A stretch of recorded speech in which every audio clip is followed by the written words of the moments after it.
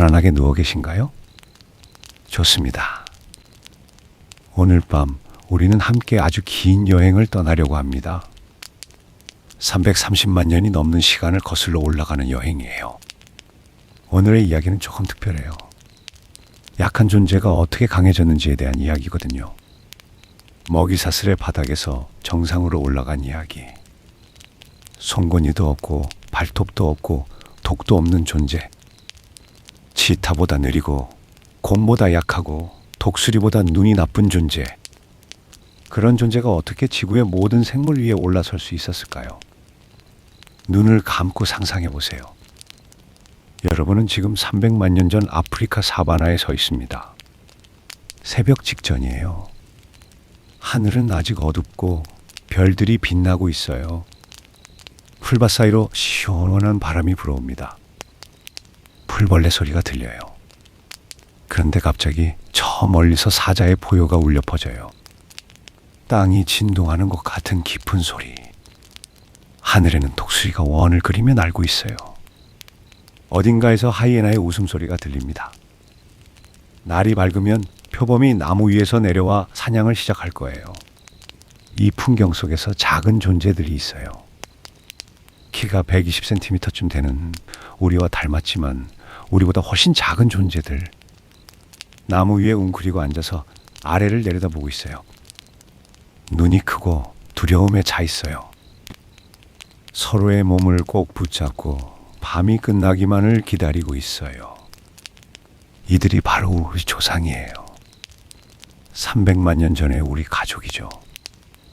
숫자로 비교해 볼까요?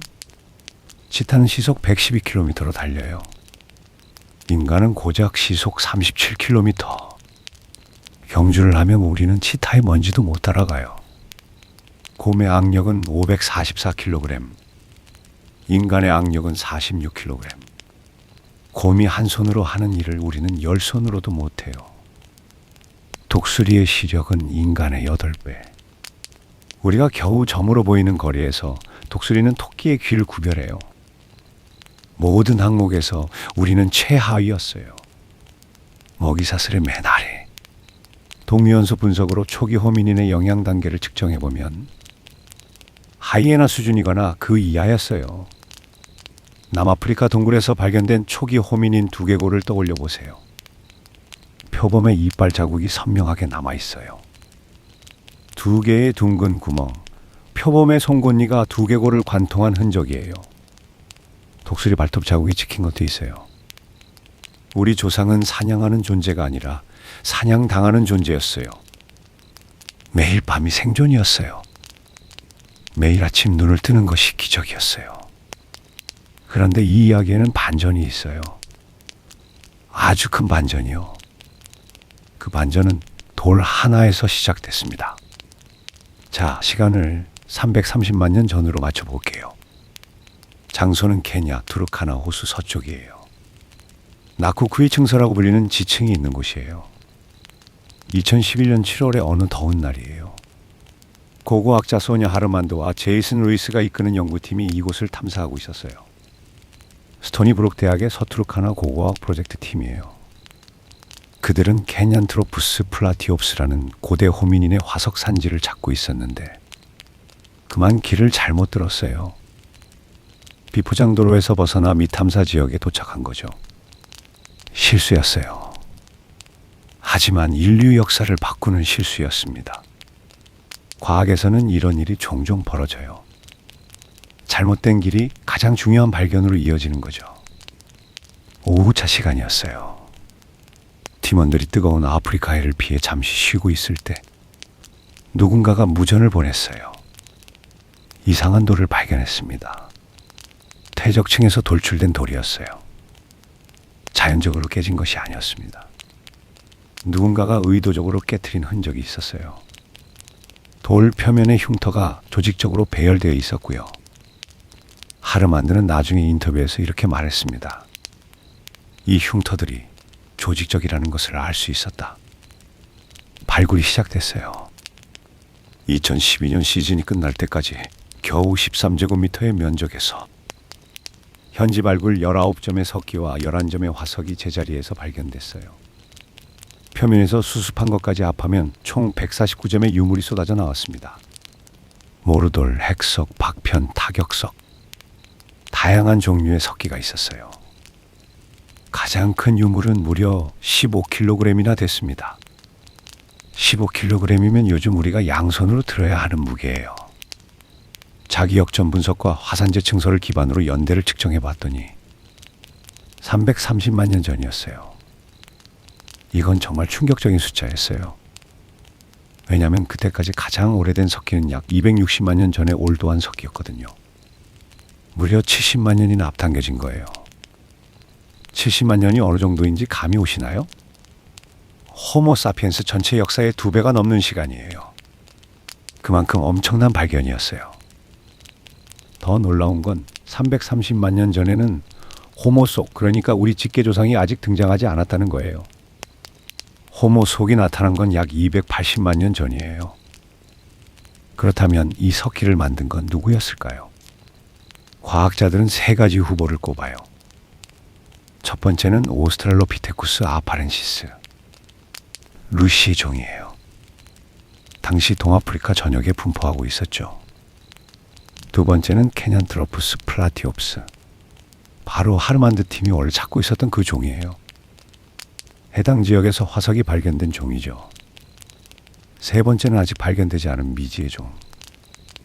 누가 만들었든 핵심은 이거예요. 도구 제작은 호모속, 그러니까 인간의 고유 능력이라는 기존 생각이 완전히 깨진 거예요. 그것은 인간이 되기 훨씬 전부터 시작된 거예요. 에티오피아 디키카에서는 약 340만 년 전 동물 뼈에 석기로 자른 흔적이 보고되기도 했어요. 아직 논쟁 중이지만 만약 이게 사실이라면 석기를 사용한 것은 석기를 제작한 것보다 더 오래되었을 수 있어요. 이 석기들은 어떻게 만들어졌을까요? 과학자들이 밝혀낸 제작 기법은 2가지였어요. 첫 번째는 수동 해머 기법이에요. 돌을 모루 위에 놓고 양손으로 잡아 내리치는 방법이에요. 마치 호두를 깨듯이요. 두 번째는 양극 기법이에요. 돌을 모루에 대고 위에서 해머돌로 타격하는 방법이에요. 나중에 등장하는 올도한 석기와는 결정적인 차이가 있죠. 올도한은 한 손에 핵석을 쥐고 다른 손에 해머돌로 정밀하게 타격하는 자유타격법이에요. 이건 더 높은 수준의 손, 민첩성과 양손 비리대칭 협응, 그리고 돌이 어떻게 깨지는지에 대한 이해를 요구해요. 롬의 그의 석기는 그보다 단순했지만 그래도 대단한 거예요. 현대인 피험자들이 롬의 그의 기법을 재현해봤어요. 결과가 어땠을까요? 쉽지 않았답니다. 핵석을 적절한 각도로 회전시키면서 연속으로 박편을 떼어내는 게 상당히 어려웠어요. 현대인에게도 어려운 일을 330만 년 전에 누군가가 해냈어요. 과학자들의 표현을 빌리면 석재 파열 속성에 대한 발달 중인 이해를 보유하고 있었다는 거예요. 돌이 어떻게 깨지는지를 이해하고 있었다.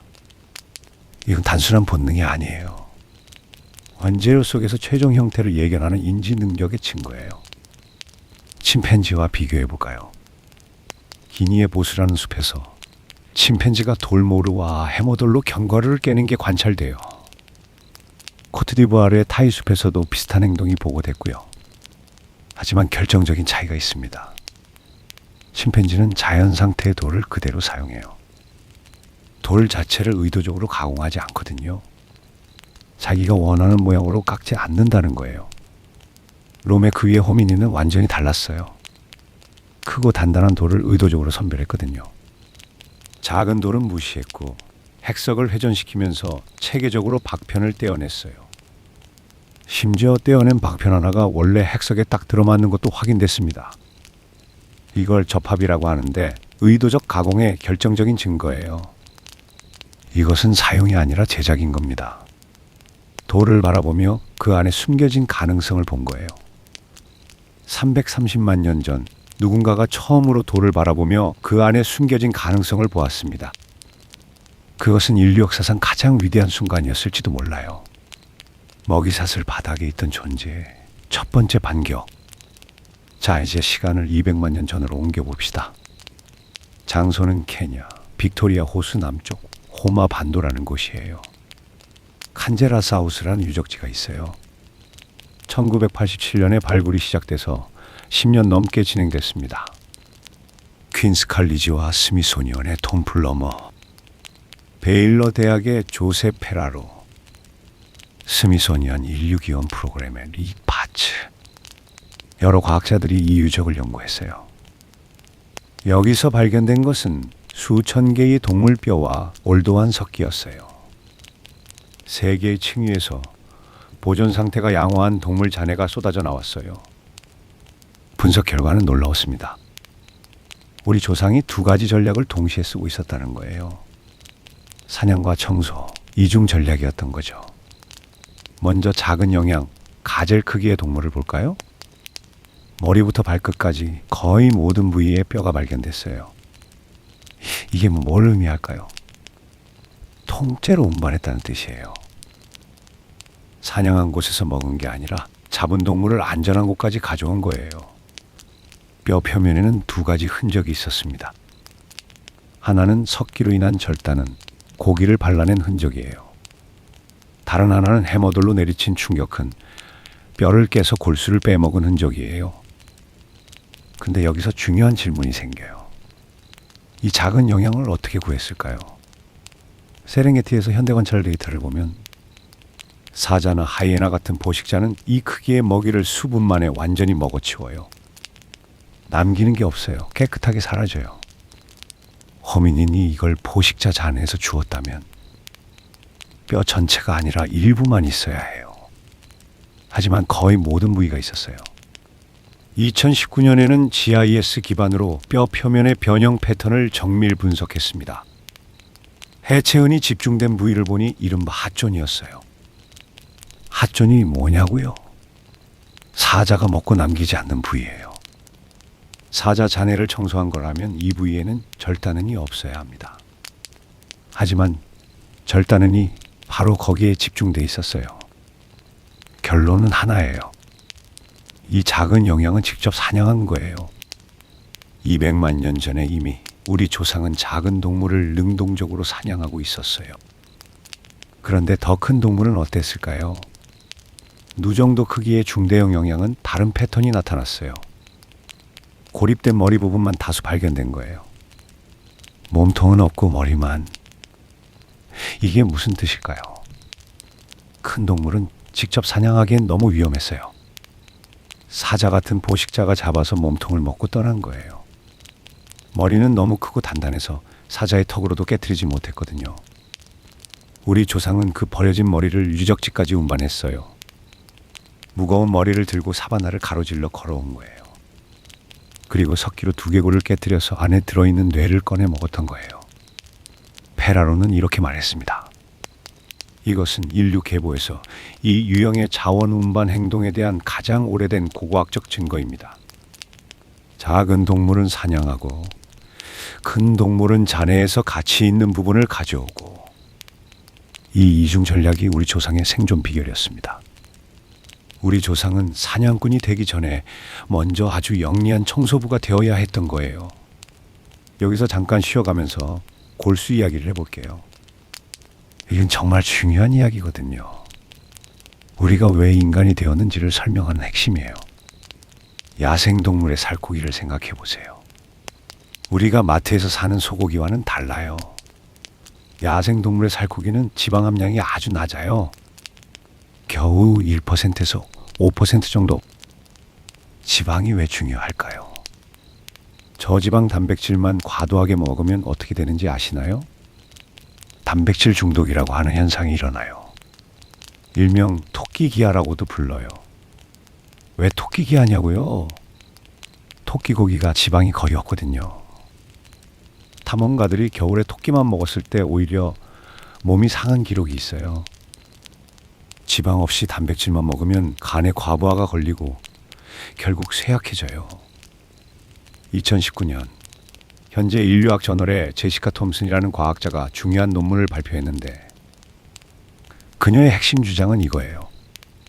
우리 조상에게 정말 필요했던 건 살코기가 아니라 지방이었다는 것. 그런데 골수는 달라요. 골수의 지방 함량은 50%에서 70%. 엄청나게 높죠. 노란색의 기름진 칼로리 폭탄이에요. 게다가 골수에는 두 가지 엄청난 장점이 있습니다. 첫째, 뼛속에 보호된 상태라 며칠간 부패하지 않아요. 아프리카의 뜨거운 날씨에서도 뼛속 골수는 안전해요. 살코기는 하루 이틀이면 상하지만 골수는 뼈가 지켜주니까요. 둘째, 대부분의 포식자가 뼈를 남기고 떠나요. 경쟁이 적은 자원이에요. 사자가 배불리 먹고 떠난 후에도 뼈는 거의 그대로 남아 있었어요. 브리아나 포비너라는 과학자가 직접 확인했어요. 케냐 올페제타 보전 지역에서 7개월간 사자의 사냥 잔여물을 관찰한 거예요.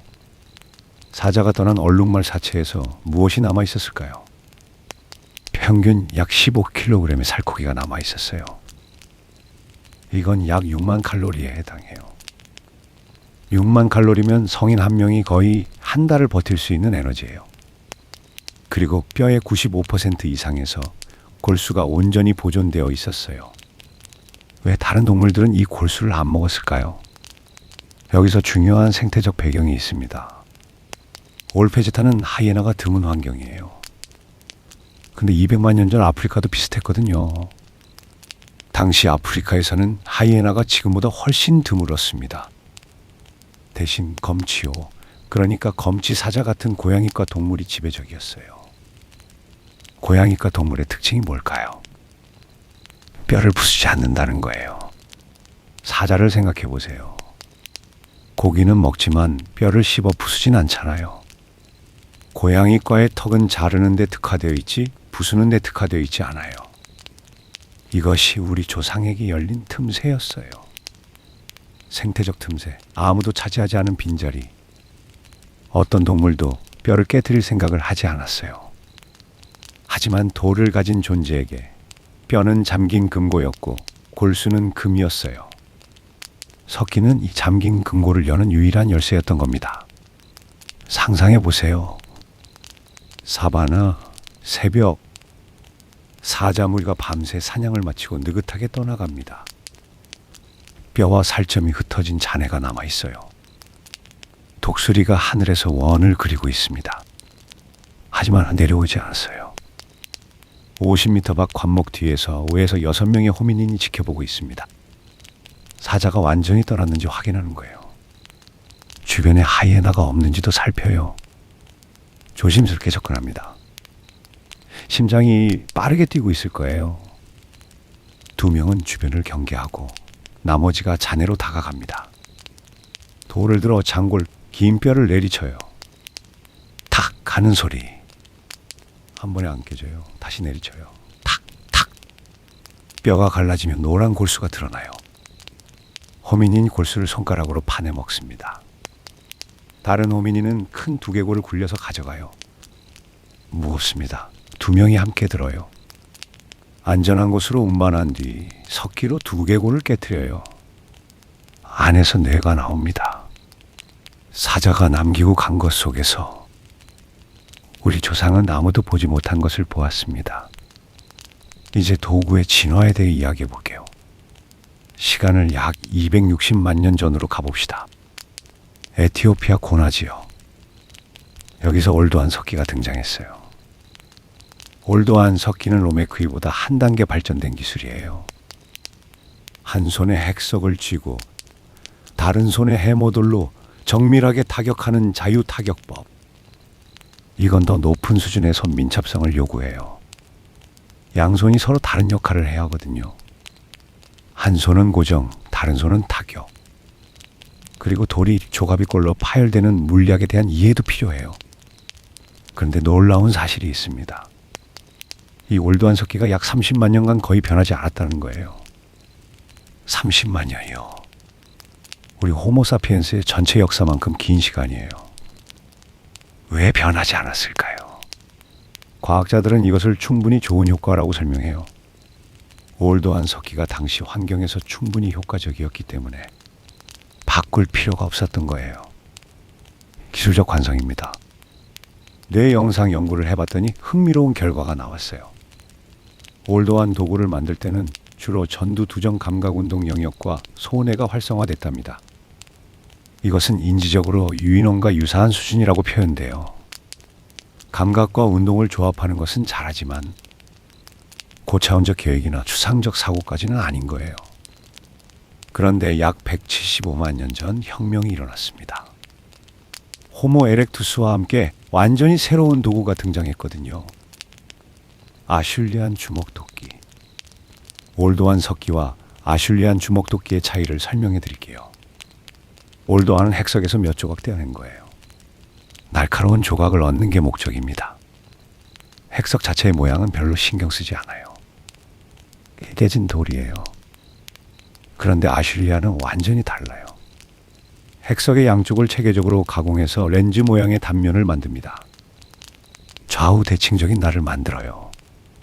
물방울 모양, 아몬드 모양. 딱 보면 알아요. 누군가 만든 것이라는 걸. 만들어진 돌입니다. 그 차이는 머릿속에 설계도가 있느냐 없느냐의 차이예요. 올드완 제작자는 두드리면 날카로운 조각이 나온다는 것을 알았어요. 아슐리안 제작자는 최종 형태를 머릿속에 그리고 그것을 향해 단계별로 가공했고요. 그리고 이 형태가 표준화되어 있어요.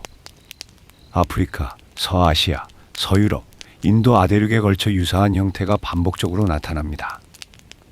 수만 킬로미터 떨어진 곳에서 같은 디자인의 도구를 만들었다는 거예요. 실험 고고학자가 올드완 석기와 아슐리안 주먹도끼를 나란히 만들어 봤습니다. 올드완은 수분이며 완성돼요. 하지만 아슐리안은 수백 시간의 훈련이 필요했어요. 에모리 대학의 디트리 슈타우트라는 과학자가 놀라운 실험을 했는데 26명의 초보자에게 최대 90시간 훈련을 시켰어요. 아슐리안 주먹도끼 제작을 가르친 거죠. 결과가 어땠을까요? 50만 년 전의 높은 기준에는 현대인 피험자도 도달하지 못했어요. 수십 시간 훈련한 현대인이 50만 년 전 조상의 실력에 미치지 못한 거예요. 슈타우트는 이렇게 말했어요. 50만 년 전의 높은 기준에는 현대인 피험자도 도달하지 못했다. 근데 진짜 흥미로운 건 뇌영상 연구 결과예요. 2017년 퍼트 연구팀이 기능적 근적외선 분광법이라는 기술로 올드완과 아슐리안 석기 제작 중 뇌 활성화를 측정했어요. 올드완 도구를 만들 때는 감각운동 영역이 주로 활성화됐습니다. 손과 눈의 협응. 하지만 아슐리안 주먹도끼를 만들 때는 완전히 다른 양상이었어요. 중축두엽과 상축두 피질이 활성화됐습니다. 시각, 청각, 감각운동을 통합하는 영역이에요. 복축 전운동이랑도 활성화됐습니다. 시각 작업 기억을 담당하는 곳이에요. 보충운동 영역도 활성화됐고요. 고차원적 행동 계획을 하는 곳입니다. 놀랍게도 이 뇌 네트워크는 현대인이 피아노를 칠 때 활성화되는 네트워크와 동일했어요. 그리고 가장 흥미로운 발견. 브로카 영역의 우반구 상동체가 활성화됐어요. 브로카 영역은 언어를 담당하는 뇌 영역이에요. 정확히 말하면 언어적 맥락에서 훈련받을 때만 선택적으로 활성화됐어요. 이것은 도구와 언어가 공진화했다는 가설을 지지해요. 도구를 만드는 행위와 언어가 같은 뇌 회로를 공유한다는 거예요. 훈련 과정에서 두정엽과 전두엽을 연결하는 백질. 그러니까 뇌의 신경고속도로가 강화되는 것도 관찰됐어요. 이 경로는 언어에도 사용되는 경로예요. 도구를 만든 것이 아니에요. 도구가 우리의 뇌를 만든 거예요.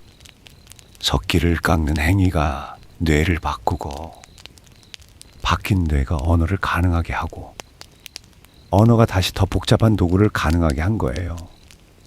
아슐리안 주먹도끼의 대칭성에 대해서도 재미있는 논쟁이 있어요. 왜 대칭으로 만들었을까요? 기능적 해석은 대칭이 절삭 효율을 높인다는 거예요. 날이 고르니까 더 잘 잘리겠죠. 하지만 공작꼬리 가설이라는 것도 있어요. 잘 만든 주먹도끼가 짝짓기 과시도구였다는 거예요. 나는 이렇게 정교한 도구를 만들 수 있는 뛰어난 개체야라는 신호. 마치 공작이 화려한 꼬리를 펼쳐 보이는 것처럼요. 사실인지는 아직 몰라요. 하지만 상상하면 재미있죠? 175만 년 전 호미닌이 예쁘게 깎은 주먹도끼를 들고 누군가에게 어필하는 모습을요. 자, 이제 시간을 좀 더 앞으로 가봅시다. 지금부터는 본격적인 사냥꾼의 시대예요. 독일 리더작센주에 쇠닝겐이라는 곳이 있어요. 노천 갈탄 광산입니다. 1994년부터 1998년 사이 고고학자 하르트무트 티메가 이곳에서 놀라운 것을 발견했어요. 나무창이에요. 최소 10자루의 창, 7개의 양끝 뾰족한 투척 막대, 35개의 새로 확인된 뾰족하거나 둥근 쪼갠 목재, 총 187점의 나무 이물이 출토됐어요. 발굴 면적은 약 3,900제곱미터, 총 15,000점이 넘는 고고학 유물이 나왔어요. 재질은 가문비나무와 소나무였어요. 단단하고 고든 나무를 골라서 만든 거예요. 이 창의 연대에 대해서는 긴 논쟁이 있었어요. 처음에 과학자들은 약 40만 년 전이라고 생각했어요. 빙하기 층설을 기반으로요. 나중에 열루미네선스 연대 측정으로 약 30만 년 전으로 수정됐고요. 그런데 2025년 올해 발표된 최신 연구에서 또 수정이 됐어요. 약 20만 년 전. 어떻게 알아냈을까요? 영국 요크 대학의 커스티 팽크먼이 이끈 연구팀이 창이 묻혀있던 바로 그 층에서 화석 달팽이 뚜껑을 채취했어요. 비시니아라는 민물 달팽이의 뚜껑이에요. 이 뚜껑에 들어있는 아미노산의 분해 속도를 측정했어요. 아미노산 지질연대학이라는 방법이에요. 결과는 약 20만 년 전. 이 수정이 왜 중요할까요? 기존에는 호모 하이델베르겐시스가 만들었다고 생각했는데 20만 년 전이면 네안데르탈인이 만들었을 가능성이 훨씬 높아지거든요. 중기 구석기 시대에 해당하는 시기예요. 네안데르탈인의 행동 복잡성이 부상하던 때죠. 라이프니츠 고고학센터의 올라프 요리스는 이렇게 말했어요. 약 20만 년 전 네안데르탈인의 조직 방식과 협력 수준에 무언가가 변하고 있었다. 소수가 위험한 동물에 맞서는 대신 더 큰 집단이 모여 위험을 분산시키기 시작했다. 이 시기 유럽 전역에서 네안데르탈인의 수명이 증가한 증거도 있어요. 사회적 발전의 혜택이에요. 이 창의 설계를 보면 정말 놀라워요. 대부분의 창에서 무게중심이 앞쪽 3분의 1에 위치해 있어요. 현대올림픽 두 창과 정확히 같은 설계 원리예요. 스피어 6번을 제외한 모든 창이 양끝이 뾰족하게 가공되어 있었어요. 앞뒤 모두 깎았다는 거예요. 이건 비행 시 공기역학적으로 유리해요. 스피어 6번만 뒤끝이 가공되지 않고 자연적으로 굽어 있었는데 이건 던지는 창이 아니라 찌르는 창이었을 거라고 해석돼요. 숙련된 운동선수가 스피어 2번 복제품을 투척해봤더니 최소 15m에서 20m까지 유효 사거리가 나왔어요. 무게와 균형이 현대 투창과 유사했고요. 양끝 뾰족 투척 막대는 더 가볍고 멀리 날았어요. 부메랑처럼 회전하면서 날아가는 건데 최대 약 30m까지 갈 수 있었대요. 민족지 자료를 보면 어린이나 청소년도 이 가벼운 투척 막대로 사냥 훈련에 참여했을 거예요. 20만 년 전 네안데르탈인은 이미 물리학을 이해하고 있었어요. 그리고 이 창과 함께 발견된 것이 있어요. 약 50마리의 멸종말 에쿠스 모스파켄시스의 뼈. 해체 흔적이 뚜렷했어요. 분석해보니 개별말을 사냥한 게 아니었어요. 말, 가족 집단 전체를 사냥한 거예요. 무리 단위 사냥이었어요. 어떻게 했을까요? 동물을 호수 가장자리로 몰아서 포획한 거예요. 물에서는 동물의 기동성이 떨어지거든요. 늪이나 얕은 물에 빠진 말은 빠르게 도망칠 수 없어요. 호숫가 매복 전략이에요. 나무를 벌채한 시기는 여름이었고 말뼈의 치아 분석은 여름에서 가을 사냥을 시사했어요. 쇠닝개는 특화된 말 사냥터로 반복적으로 사용된 거예요. 이건 혼자서 할 수 있는 일이 아니에요. 여러 명이 역할을 나눠야 해요. 누구는 말을 몰고, 누구는 호숫가에서 기다리고, 누구는 창을 던지고, 누구는 도망치는 말을 막고, 타이밍을 맞추고 서로 신호를 주고받아야 해요. 집단 사냥의 탄생이에요. 이스라엘로 가볼까요? 텔아비브 동쪽 약 12km. 카프르 가심이라는 마을 근처에 케셈 동굴이 있어요. 2000년 도로 공사 중에 우연히 발견된 동굴이에요. 텔아비브 대학의 란 바르카이와 아비 고퍼 그리고 애조나 대학의 메리 스타이너가 이곳을 연구했어요. 이 동굴에서는 약 42만 년 전부터 20만 년 전까지의 흔적이 발견됐어요. 7.5m 깊이의 대적물, 상층부 4.5m에 하층부 3m. 그 속에 놀라운 이야기가 담겨 있었어요. 이곳의 사냥꾼들은 주로 다마사슴을 잡았어요. 보충적으로 붉은 사슴이나 거북도 잡았고요. 그런데 사냥 패턴이 아주 독특했어요. 최전성기 집중 포획이라고 불러요. 주로 성체를 사냥한 거예요. 가장 크고 가장 살찌고 가장 건강한 개체를 골라 잡았어요. 태아 뼈도 발견됐어요. 임신한 사슴도 잡았다는 뜻입니다. 그런데 사슴뿔은 없었어요. 수사슴의 뿔이 빠지는 시기와 태아가 있는 시기를 종합하면 사냥 시기가 늦겨울에서 초여름 사이였다는 결론이 나와요. 왜 이 시기였을까요? 이때가 동물의 지방이 가장 많은 시기거든요. 과학자들은 이것을 지방 사냥꾼 모델이라고 불러요. 단순히 고기가 필요해서 사냥한 게 아니라 지방이 필요해서 특정 시기에 특정 동물을 골라 사냥한 거예요. 사냥 무기는 아마도 나무창이었을 거예요. 손에 쥐고 찌르는 방식이요. 기본적인 무기죠. 하지만 이 무기의 한계가 오히려 협력의 필수성을 높였어요. 원거리에서 안전하게 공격할 수 없으니까 여러 명이 함께 접근해서 동시에 공격해야 했던 거예요.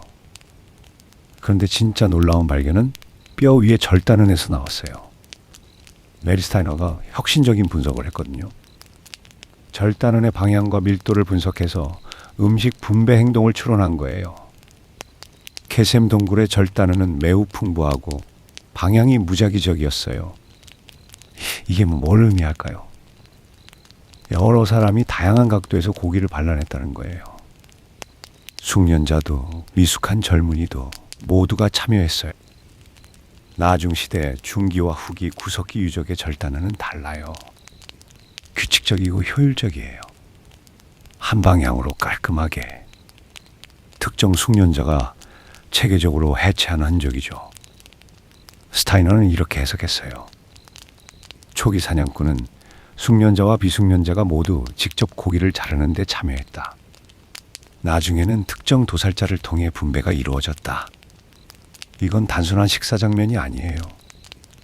이건 사회의 진화를 보여주는 거예요. 비공식적이고 모두가 참여하는 초기 음식 공유에서 공식화된 사회적 규범으로의 전환. 호혜성의 시작, 신뢰의 시작, 위계의 시작. 동굴 중앙부에서는 약 30만 년 된 화덕이 발견됐어요. 화덕 내부에 여러 층의 재가 쌓여 있었어요. 한 번 쓰고 만 게 아니에요. 반복적으로 습관적으로 같은 자리에서 불을 피운 거예요. 주변에서 탄화된 동물뼈와 고기를 자르는 데 쓴 부싯돌 도구가 나왔고요. 확인된 뼈 중 10%에서 36%가 연소 흔적을 보였어요. 미확인 뼈는 최대 84%까지도요. 연소 온도가 약 500도에 달했어요. 텔아비브 대학 고고학자들은 이렇게 말했어요. 이들은 매우 정교하고 영리한 사람들이었다. 도구 제작이 진보적이었고 능숙하게 사냥했으며 불을 자유자재로 만들 수 있었다. 30만 년 전 이 동굴 암모닥불 주변에서 인류 최초의 저녁 식사가 이루어지고 있었어요. 사냥하고 운반하고 조리하고 함께 나누는 저녁 식사. 우리가 아는 모든 문명은 이 불 주위에서 시작되었습니다. 식물 이야기도 해볼게요. 우리 조상이 고기만 먹었을 거라고 생각하시나요? 아니에요. 전혀 아니에요. 우리 조상은 놀라울 정도로 다양한 식물을 알고 있었어요. 이스라엘 북부 요르단강 유역 훌라 계곡 남단. 고대 훌라 호수가 있었던 자리예요. 게쇼베논 야코브라는 유적지가 있어요. 연대가 약 78만 년 전이에요. 히브리 대학의 나아마 고레닌바르가 주도한 연구예요. 2016년 미국 국립과학원에부에 발표된 연구에서 놀라운 것이 밝혀졌어요. 55종의 식용식물 잔해가 확인된 거예요. 55종이요. 견과류, 과일, 씨앗, 채소, 뿌리 식물, 올리브, 야생보리, 야생포도, 도토리, 가시수련, 씨앗, 마름, 상상할 수 있는 거의 모든 종류의 식물이에요. 계절에 따라 다른 식물을 수집한 패턴도 확인됐어요. 지금 이 시기에는 이 열매가 익는다는 걸 알고 있었다는 거예요. 연중 달력을 머릿속에 갖고 있었던 거나 마찬가지예요. 이전까지 과학자들은 인류의 식단을 동물성 단백질 위주로 이해하고 있었어요. 하지만 이 발견은 78만 년 전 이미 다양한 식물 식단이 존재했음을 보여줬어요. 2025년에 발표된 전분 분석 연구도 있어요. 현무암 모루와 타격석 표면에서 보존된 전분 입자를 분석한 거예요. 다양한 식물 종의 전분이 확인됐어요. 석기를 이용해서 식물을 기계적으로 가공한 직접적인 증거예요. 과학자들은 이렇게 평가했어요. 다양한 거리에서 식물을 수집하고 넓은 범위의 서식지를 인식하며 타격 도구로 가공하는 고도의 인지 능력을 반영한다. 도토리를 생각해 보세요. 도토리에는 탄닌이라는 성분이 있어요. 넓은 맛을 내는 성분이죠. 생으로 먹으면 소화를 억제해요. 많이 먹으면 독성이 있고요.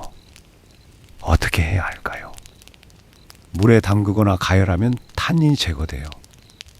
우리 조상은 이걸 알고 있었어요. 이 유적지에서는 불 사용의 증거가 확실했어요. 탄화된 씨앗, 목재, 열로 파괴된 부싯돌. 8개의 고고학 층위에 걸쳐 탄화 부싯돌의 군집 패턴이 나타났어요. 화덕의 위치를 추정할 수 있었죠. 태운 나무도 최소 6종이 확인됐는데 그중 3종이 식용식물이었어요. 올리브, 야생보리, 야생포도. 불로 식물의 독을 제거하고 조리했을 가능성이 아주 높아요.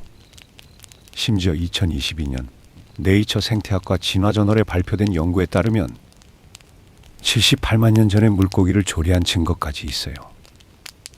우리 조상은 가장 위대한 사냥꾼인 동시에 가장 창의적인 요리사였어요. 55가지 이상의 식물을 구별하고 독을 제거하고 불로 조리할 줄 알았어요. 물고기까지 구워 먹었어요. 78만 년 전의 저녁 메뉴를 상상해 보세요. 구운 물고기에 볶은 도토리, 야생 올리브, 수련 씨앗. 솔직히 요즘 레스토랑 메뉴 같지 않아요? 불 이야기를 조금 더 해볼게요. 게셔 베넌 야코브에서는 79만 년 전에 반복적 불 사용이 확인됐어요. 2004년 사이언스 저널에 발표된 고레닌바르 팀의 연구예요. 핵심은 반복적이라는 거예요. 한 번 우연히 불을 피운 게 아니라 모든 층위에서 같은 패턴이 반복됐어요. 이건 호미닌이 불을 자유자재로 만들 수 있었음을 시사해요. 불의 통제와 불의 생산은 다른 거예요. 존 혹스라는 인류학자가 이 차이를 잘 설명했어요. 불의 통제는 자연 화재를 포착해서 유지하고 운반하는 거예요. 이것만으로도 대단한 능력이에요. 연료 종류를 구별해야 하고 적합한 나무를 선별해야 해요. 생나무는 안 돼요. 썩은 나무도 안 돼요. 유해한 연기가 나는 것도 피해야 해요. 불의 생산은 처음부터 점화하는 거예요. 황철석을 타격하거나 마찰 기법을 쓰거나. 이건 추상적 인과관계를 이해해야 해요.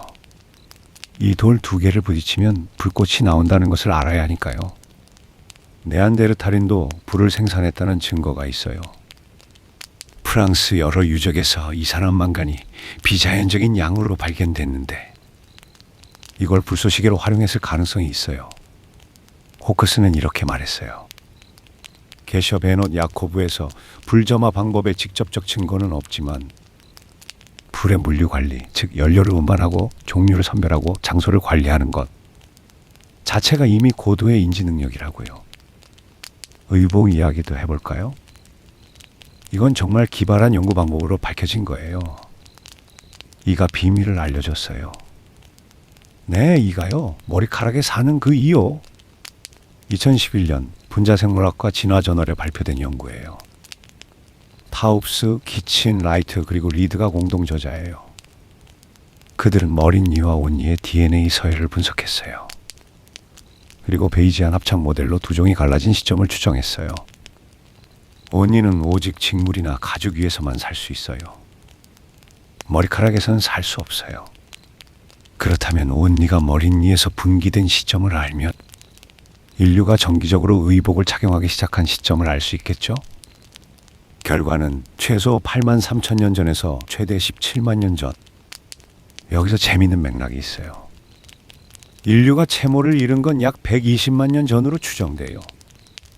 의복 착용 시작은 17만 년 전. 그 사이 약 100만 년간 인류는 맨몸으로 아프리카에서 살았어요. 100만 년이에요. 채모도 없이 옷도 없이 아프리카의 뜨거운 낮과 추운 밤을 맨살로 버텨낸 거예요. 의복이 시작된 17만 년 전은 빙하기가 다가오던 시기예요. 아프리카 밖으로 나가려면 추위를 견뎌야 했어요. 리드는 이렇게 말했어요. 의복, 불의 통제, 새로운 사냥 전략, 새로운 석기 기술 같은 기술이 아프리카 밖으로의 성공적 확장을 가능하게 했을 것. 의복은 단순한 보온 장치가 아니었어요. 그것은 지구 어디든 갈 수 있는 여건이었어요. 두 번째 피부. 가장 오래된 눈 달린 바늘은 약 4만 년 전 시베리아 데니소바 동굴에서 발견됐어요. 눈 달린 바늘이라는 건 실을 꿰을 수 있는 구멍이 있는 바늘이에요. 뼈를 갈아서 만든 아주 가느다란 바늘이에요. 이 바늘의 등장이 뭘 의미할까요? 가죽 조각을 이어붙여 복잡한 의복을 만들 수 있다는 뜻이에요. 2024년 사이언스 어드밴시스에 발표된 길리건 연구에 따르면 눈 달린 바늘은 실용적 의복에서 사회적 의복으로의 전환을 나타내요. 옷이 추위를 막는 것에서 정체성과 소속을 나타내는 것으로 바뀐 거예요. 재밌는 건 가죽을 다루는 도구가 훨씬 더 오래됐다는 거예요. 약 78만 년 전 스페인 아타푸에르카에서 가죽 글개가 발견됐어요. 네안데르탈인도 리수아르라는 뼈 도구로 가죽을 연마했어요. 의복은 사피엔스만의 전유물이 아니었을 수 있어요. 이제 이 여행의 가장 중요한 질문에 도달했어요. 왜 사피엔스만 살아남았을까요? 네안데르탈인을 떠올려 보세요. 그들은 패배자가 아니었어요. 절대로. 20만 년 전에 이미 공기역학적 창을 만들었어요. 집단으로 말을 사냥했어요. 동굴에서 불을 피웠어요. 심지어 가죽을 다루는 도구도 있었어요. 하지만 그들에게 없었던 한 가지가 있었어요. 낯선 집단과 연결하는 능력. 이것이 모든 것을 바꿨어요. 2024년 코펜하겐 대학 연구를 보면 프랑스 남부 만드랭 동굴의 네안데르탈인 유전체를 분석했더니 극심한 근친교배가 확인됐어요. 그리고 약 5만 년간의 유전적 고립. 5만 년 동안 외부 유전자 유입이 거의 없었다는 거예요. 코펜하겐 대학의 다르시카 비말라는 이렇게 비교했어요. 사피엔스는 시베리아에서조차 근친교배를 피하기 위한 짝짓기 네트워크를 형성했다. 네안데르탈인에게는 이런 증거가 없다. 두 종의 사회 구조를 비교해보면 확연해요. 네안데르탈인, 소규모 집단, 장기 유전적 고립, 제한적 집단 간 교류. 같은 얼굴들만 보면서 세대를 이어갔어요. 사피엔스, 소규모 공동체이긴 했지만 원거리 짝짓기 네트워크가 있었어요. 물자를 교환하고 기술을 전파하고 정보를 나눴어요. 새로운 얼굴들과 끊임없이 만났어요. 그 결과가 뭐였을까요? 사피엔스의 유전 다양성은 유지됐어요. 기술 전파 속도가 빨라졌어요. 환경 변화에 대한 대응 유연성이 높아졌어요. 네안데르탈인은 고립된 섬이었어요. 사피엔스는 연결된 군도였어요. 그런데 네안데르탈인은 왜 사라졌을까요? 과학자들은 여러 가설을 제시해요. 첫 번째는 유전적 고립과 근친교배. 방금 이야기한 대로 5만 년간의 고립이 유전적 다양성을 크게 떨어뜨렸어요. 두 번째는 유전적 흡수 가설이에요. 2025년에 발표된 수학 모델인데요. 반복적인 소규모 사피엔스 이주가 네안데르탈인 유전자를 점점 대체했다는 거예요. 전쟁도 필요 없고 재앙도 필요 없어요. 인구가 훨씬 많은 종의 지속적 유전자 유입만으로 1만 년에서 3만 년 내에 거의 완전한 유전적 치환이 가능하다는 거예요. 네안데르탈인은 멸종한 것이 아니라 사피엔스 속으로 흡수되었을 수 있어요. 세 번째는 인지적 차이. 오키나와 과학기술대학원과 막스 플랑크 연구소의 2025년 연구인데요. ADSL이라는 효소의 유전적 변이가 사피엔스에서 발견됐어요. 이 변이가 퓨린 대사 경로에 영향을 줘서 뇌의 발달과 행동에 변화를 가져왔을 수 있다는 거예요. 하지만 이건 아직 초기 단계 연구예요. 네 번째는 단순한 인구학적 취약성. 근친겹의 엘리ot과 확률적 변동만으로도 멸종을 설명할 수 있다는 거예요. 심지어 여성 생식력의 소폭 감소만으로도 멸종이 유발될 수 있다는 연구도 있어요. 어떤 가설이 맞을까요? 아마 하나만 맞는 건 아닐 거예요. 여러 요인이 동시에 작용했을 거예요. 하지만 핵심은 하나예요. 연결의 힘. 뇌과학자 로빈 덤바의 이야기를 해볼게요. 그는 영장류의 심피질 크기와 사회 집단 크기가 비례한다는 것을 발견했어요. 심피질이 클수록 더 큰 사회 집단을 유지할 수 있다는 거예요. 인간의 심피질 크기를 기준으로 계산하면 안정적 사회관계는 약 150명이에요. 이걸 덤바의 수라고 해요. 150명? 가족, 친구, 동료, 이웃. 우리가 진짜로 아는 사이라고 할 수 있는 사람의 한계가 150명이에요. 하지만 사피엔스는 이 한계를 돌파했어요. 어떻게? 이야기로. 유발 하라리가 쓴 사피엔스라는 책에서 이런 말이 나와요. 사피엔스는 허구를 믿을 수 있는 유일한 동물이라고. 한 번도 만나지 않은 수천 명이 같은 신화를 공유할 때 협력의 규모가 폭발적으로 커진다고. 생각해 보세요. 150명까지는 직접 만나서 관계를 유지할 수 있어요. 하지만 그 이상은 같은 신을 믿거나 같은 깃발 아래 모이거나 같은 법을 따르거나 같은 돈을 쓰거나 이런 공유된 이야기가 없으면 불가능해요. 종교, 국가, 법, 화폐 이 모든 것이 공유된 이야기예요. 눈에 보이지 않지만 수백만 명을 하나로 묶는 이야기. 도구가 손의 연장이었다면 이야기는 뇌의 연장이었어요. 인간을 지구의 정상에 올려놓은 것은 송곳니도 발톱도 근육도 아니었어요. 그것은 내일 강 건너에서 만나자고 말할 수 있는 능력이었고 한 번도 본 적 없는 사람과 같은 이야기를 공유할 수 있는 능력이었어요. 자, 이제 330만 년의 긴 여행이 끝나가고 있어요. 한번 돌아봅시다. 돌을 깨던 손. 330만 년 전 로메크 위에서 처음으로 돌 안의 가능성을 본 손. 뼈를 깨서 골수를 빼먹던 손. 200만 년 전 사자의 잔해에서 아무도 보지 못한 것을 발견한 손. 주먹도끼를 정교하게 깎던 손. 175만 년 전 머릿속 설계도를 현실로 만든 손. 모닥불 주위에서 고기를 나누던 손. 30만 년 전 최초의 저녁 식사를 함께 한 손. 55가지 식물을 구별하고 채집하던 손. 78만 년 전 자연의 백과사전을 가진 손. 창을 던지던 손.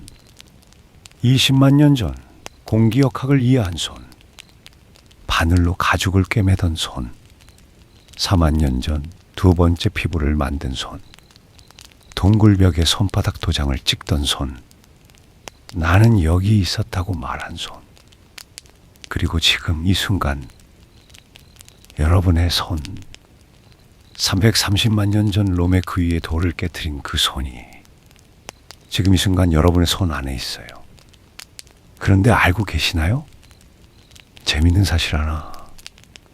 2013년 미국 국립과학원회보에 발표된 연구에 따르면 인류의 현재 평균 영양 단계는 2.21이에요. 영양 단계가 뭐냐고요? 먹이사슬에서의 위치를 나타내는 숫자예요. 식물은 2일, 초식동물은 2, 최상위 포식자는 5 정도. 2.21은 어디에 해당할까요? 멸치와 돼지 사이예요. 오늘 밤 우리가 함께한 이야기의 제목은 먹이에서 포식자로였어요. 330만 년간 먹이 사슬의 바닥에서 정상으로 올라간 이야기. 하지만 실제로 우리는 아직도 먹이 사슬의 중간쯤에 있어요. 겸손해지는 숫자죠. 하지만 그래서 더 대단한 거 아닐까요? 먹이 사슬의 중간에 있으면서도 지구 전체를 바꿔놓은 존재. 물리적 힘이 아니라 생각의 힘으로, 돌의 힘이 아니라 이야기의 힘으로 이제 편안하게 쉴 시간이에요. 깊이 숨을 들이쉬세요. 그리고 천천히 내쉬세요. 한 번 더요. 들이쉬고 내쉬고. 330만 년 전 투르카나 호수의 바람이 지금 여러분의 숨결 속에 있어요.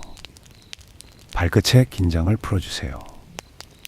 200만 년 전 사바나를 걸었던 발, 라에톨리의 화산재 위를 밟았던 발, 아프리카를 떠나 새로운 땅으로 걸어갔던 발. 지금은 편안하게 쉬어도 돼요. 발목에 힘을 빼세요. 종아리가 편안해져요. 무릎의 긴장이 풀려요. 허벅지의 근육이 부드러워져요. 골반이 침대에 편안하게 닿아 있어요. 허리의 긴장을 풀어주세요. 척추가 하나하나 이완돼요. 배가 부드럽게 오르내려요. 호흡의 리듬에 맞춰서 들이쉬고 내쉬고. 가슴이 편안해요. 어깨에서 힘이 빠져요. 손을 느껴보세요. 주먹도끼를 깎던 손, 창을 던지던 손, 바늘로 가죽을 꿰매던 손. 지금은 따뜻하고 편안한 침대 위에 놓여 있어요. 쉬어도 돼요. 팔의 긴장이 풀려요. 목이 편안해져요. 턱에 힘을 빼세요. 입술이 부드러워져요. 눈 주변 근육이 이완돼요. 이마가 편안해져요. 30만 년 전 동굴의 모닥불 주위에 앉아 있다고 상상해 보세요.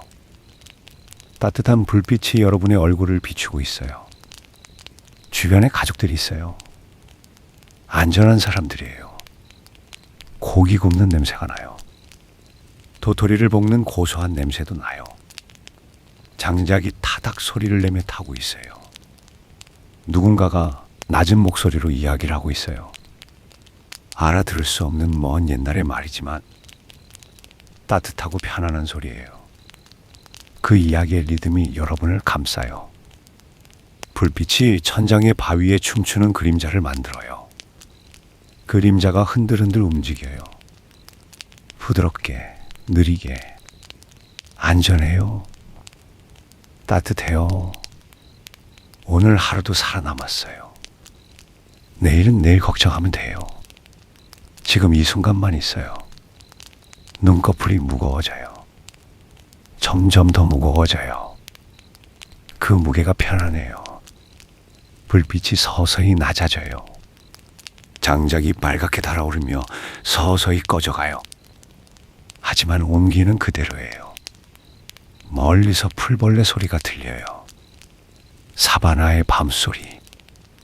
익숙하고 편안한 소리. 330만 년의 시간이 여러분을 감싸고 있어요. 돌을 깨뜨린 첫 번째 용기. 골수를 발견한 영리함. 주먹도끼에 담긴 상상력. 모닥불 주위의 따뜻함. 55가지 식물을 아는 지혜. 창에 담긴 물리학. 바늘에 담긴 섬세함. 이야기에 담긴 연결의 힘. 그 모든 것이 지금 여러분 안에 있어요. 여러분의 DNA 속에, 여러분의 뇌 속에, 여러분의 손 안에. 이야기는 계속될 거예요. 하지만 이제 여러분의 이야기는 꿈속으로 이어져요. 꿈속에서 사바나의 새벽을 걸어보세요. 풀밭 사이로 이슬이 빛나고 있어요. 저 멀리 수평선이 붉게 물들어가요. 두려울 것 없어요. 여러분 손에는 돌이 있고 옆에는 동료가 있고 앞에는 끝없는 가능성이 있으니까요. 안전해요. 따뜻해요. 편안해요. 330만 년의 밤들이 오늘 밤 여러분을 지키고 있어요. 모든 조상의 용기와 영리함이 오늘 밤 여러분 곁에 있어요. 천천히 부드럽게 꿈으로 건너가세요. 좋은 밤 되세요. 내일 아침 눈을 뜨면 여러분의 손을 한번 바라보세요. 330만 년의 역사가 담긴 그 손을요. 잘 자요.